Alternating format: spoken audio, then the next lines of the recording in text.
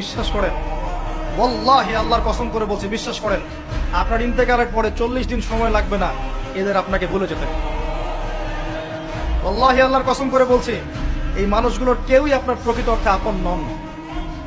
আপনার অবস্থানকে তারা ভালোবাসে, আপনাকে তারা ভালোবাসে না।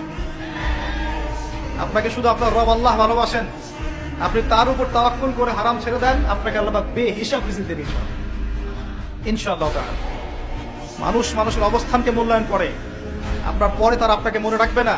আপনি আমি যদি আজকে পৃথিবীতে নাও থাকতাম, আজকে যদি আমরা পৃথিবীতে নাও থাকতাম, পৃথিবীর ঘূর্ণন কমে যেত না, পৃথিবী ঘুরতই, রাত হতো, দিন আসতোই, আমাদের স্ত্রী সন্তানরা বেঁচে থাকতো, মা বোনরা বেঁচে থাকতো, সবাই যার যার জায়গায় ঠিকই থাকতো, আমরাই থাকতাম। এটাই বাস্তবতা, এটাই দুনিয়া নির্মম বাস্তবতা। তাহলে এই দুনিয়ার সংক্ষিপ্ত জীবনে কাদের কথা চিন্তা করে আপনি আল্লাহর অবাধ্যতা করছেন? কাদের কথা চিন্তা করেন? স্ত্রী সন্তান পরিবার পরিজন ছেড়ে দেন, আল্লাহর ওয়াস্তে হারাম ছেড়ে দেন, হালালে চলে আসে। আমরা ইসলাম নিয়ে অনেক বড় বড় কথা বলি, কিন্তু সবচেয়ে বড় কথাটা হচ্ছে এই আয়াতটা যেটা আমি তেলাওয়াত করতে যাচ্ছি। ইয়া আইয়ুহাল্লাযীনা আমানু, হে মুমিনগণ, আলাইকুম আনফুসাকুম, তোমরা নিজের আগে নিজেদের নফসটাকে ঠিক করো, নিজেরা ভালো হও, পরের দিকে আঙ্গুল পরে উঠাও, নিজেরা ঠিক হও। নিজে আগে জ্ঞান অর্জন করি, নিজে আগে আমল করি, নিজে আগে হালাল খাই, নিজে পরিবার ঠিক করি, নিজে আমি দ্বীন ইসলামের জন্য ক্ষুদ্র পরিসরে কিছু করার চেষ্টা করি, অন্যের ভুলের দিকে আঙ্গুল পরে উঠাই।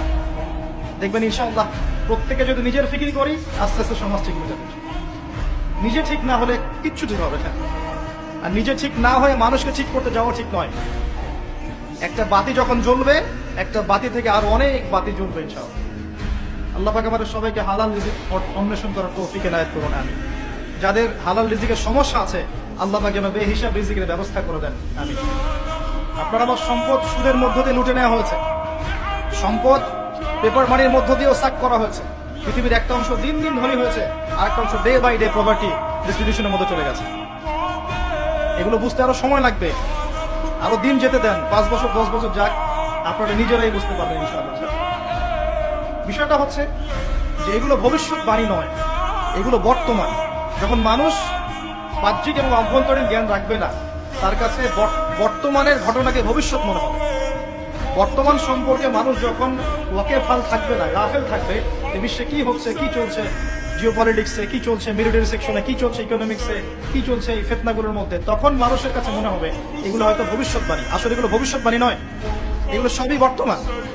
বর্তমান সম্পর্কে আপনি অজ্ঞ বলেই বা আপনি জ্ঞান অর্জন করার ফিকির নেই বলেই আপনার কাছে এগুলোকে ভবিষ্যৎবাণী মনে হচ্ছে। আপনি দুই চোখ খোলেন, খিদিরের মতো হন আলাইহিস সালাম, আপনি দেখবেন সবকিছু আপনার কাছে স্পষ্ট হয়ে যাবে। আমরা এমন একটা সময় বাস করছি যেখানে আখিরুজ জামানের ম্যাক্সিমাম সাইনগুলো দেখা যাচ্ছে, ম্যাক্সিমাম। ডে বাই ডে আপনি ধর্ষণের বৃদ্ধি দেখতে পারবেন, ডে বাই ডে আপনি জেনা বাড়বে দেখবেন, মাদক দ্রব্য মানুষ বেশি বেশি খাবে।